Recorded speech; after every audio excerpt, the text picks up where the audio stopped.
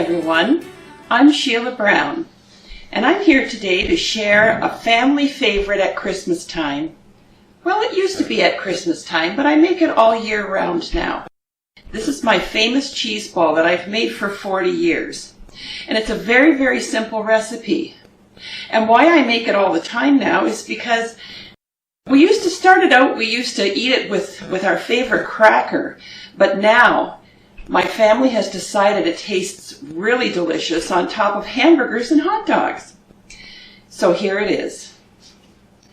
We're starting off with 125 grams of old cheddar cheese and 125 grams of Danish blue cheese shredded.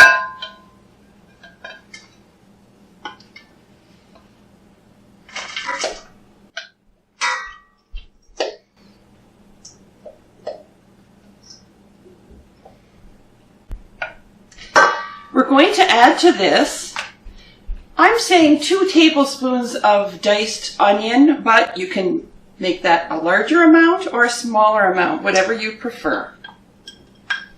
I'm going to mix that together thoroughly.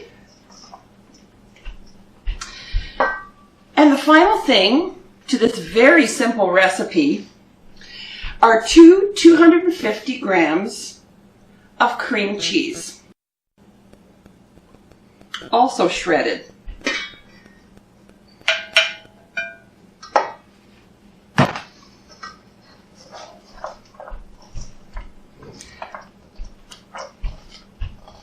And we're mixing it all very well together. And what I have to tell you is that I have to get my hands right into it. That's the best way I know how to mix this well. This is going to make either one large ball, or you can make it into 2 smaller balls, whatever you prefer. It's such an easy recipe without a lot of ingredients, but it's very tasty, and some have even said it's rather addictive once they get started eating it. Okay, so today I'm going to make 2 balls.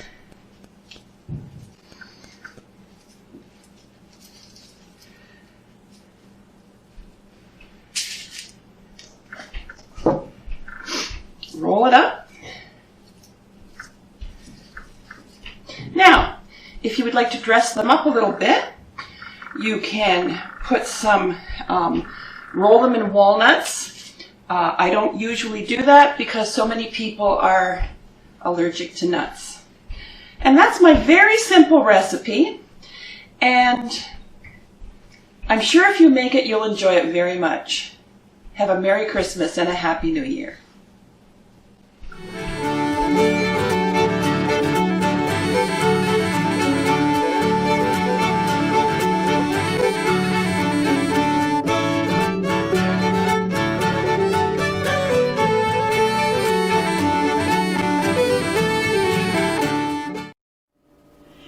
Hi everybody, welcome, it's me again, and today I'm going to show you how to make my bacon wrapped marinated water chestnuts. Or most people, when they ask me if I'm bringing them to the potluck, they say, did you make any of those little bacon thingies? So we're going to call them bacon thingies because they're bacon wrapped marinated water chestnuts. Okay, here we go. Very simple ingredients. First one is soy sauce. 1/4 cup of soy sauce. The next ingredient is oil. Now, I am going to use extra light tasting olive oil. I don't recommend using regular olive oil because it has too strong a flavor, but this extra light tasting works really well. Any other oil will work. Vegetable, canola, whatever you have is fine. But I like this one because it's healthier. Wait till you see what's in these. They're definitely not healthy.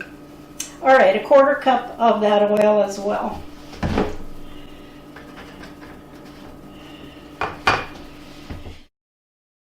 You want 2 tablespoons of ketchup. And I'm not going to measure it. I'm just going to squirt what I think looks like about 2 tablespoons. And that's it. And we want about 1 tablespoon of apple cider vinegar. This looks like Crystal Beach Loganberry. Right here it says apple cider vinegar. I have a great big bottle that I keep in the basement. And again, just a tablespoon of this. I have a big jar or bottle of it that I keep in the basement, but it's too big to keep in my kitchen. So I pour it into this little bottle and it works perfectly. Okay, the next thing we want to do is kind of mix that together a little bit.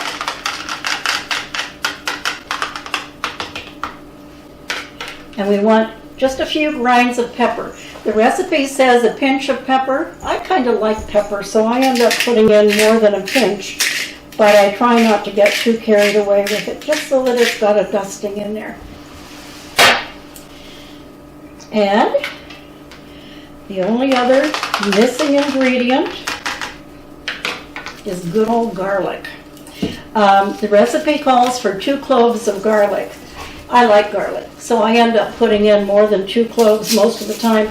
Any of them that you guys have tasted in the past has had more than 2 cloves of garlic in it. Good thing for this COVID thing anyway, because garlic is a natural antibiotic, and it'll also keep people away from you during this COVID thing. They won't want to get within any closer than they're supposed to. Now that's a nice big clove of garlic, and we're going to use that. I need a little knife. And I use a garlic press for this, but you can cut it up any way you can get garlic in there to where it'll flavor it. That's what works.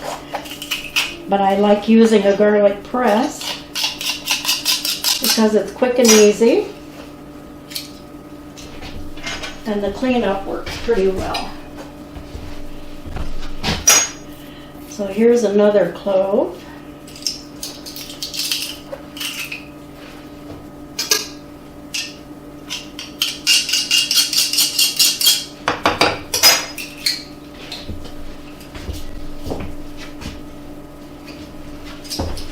And we'll put at least 1 more big one, maybe even more in, we'll see. We'll put in 2 sort of smallish ones, smaller than the other ones were. That's all there is to this. Those are all the ingredients that go in it. Now, when it comes to marinating these, I like to do it the night before I'm going to do them. The recipe says that you need to marinate them for at least 4 hours. But I find that if I leave it overnight, the flavors really have a chance to meld and they get really, really, really good. But you can make it, you know, you have to wait past 4 hours, but you do need to marinate them for a while. Now, this is the kind of water chestnuts you buy, whole water chestnuts, not the sliced ones. And usually they're somewhere between 15 and 20 in a can. They vary a little bit. I'm going to drain all the water off.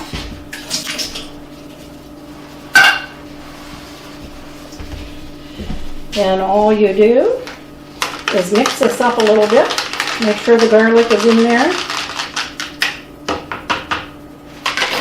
Put the water chestnuts in. And voila, you're done.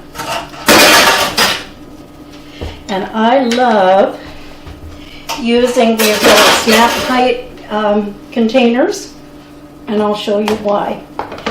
You've got this in, and they snap down good and tight, and shake them around a little bit so that your water chestnuts gets covered. Let them sit this way for a little while, and as you walk past doing whatever else you're doing, give them a flip, and they don't leak. And so you just keep doing that until you're ready to use them for something else. That's all there is to it. Now I'll show you. I have some that I started last night, so I'll show you how to finish them off once they're finished marinating. Just give me a second to get set up here. Here's what you'll need for the next part of the thing. You're going to need a plate lined with paper towel to drain these on, so that it's kind of a messy business, so you're going to have something to put them out on. This I find works really well. This is just a regular old cookie sheet, standard cookie sheet, but if you line it with foil before you start and put your cookie cooler rack on top like this, all of the fat drips off, so they're not a big messy gooey, and it falls onto the foil, so that when you're done, all you have to do is wad it up and throw it in the trash. Yes, I love no cleanup. It's the best thing in the world. Okay, where are the ones I did yesterday? Got them in a nice little snap-tight container. Almost snapped too tight.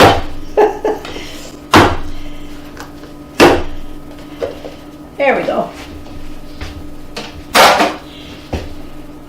And I don't know if you can see them. This is what they look like. They're all nice and brown. Now, to get them out, I like to use a slotted spoon. And take a few out at a time. And just let them sit on this paper towel over here. I like to use hickory smoked bacon. Any kind that you like will work. That's just my preference because I like hickory smoked better than any other kind. So, obviously, bacon is too big to go around one of these. So you're going to have to do some cutting. So, get a pair of scissors, or a knife. If you have a knife, that's okay too. Cut a piece about that big.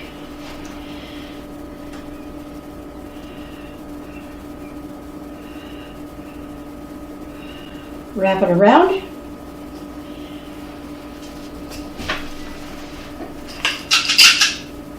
Get a toothpick, and oh, by the way, use unflavored round toothpicks. If you use the colored ones, the color will bleed and they will look very nasty once they're done. Or if you use the ones with the frills on the end of them, those melt in the oven. Don't use them. Just get the plain old ordinary toothpicks that are unflavored and with no color. When you're done, you've got something that looks like this. And you lay that on here and get it ready to cook. That's all there is to it. I just turned my oven on to 350.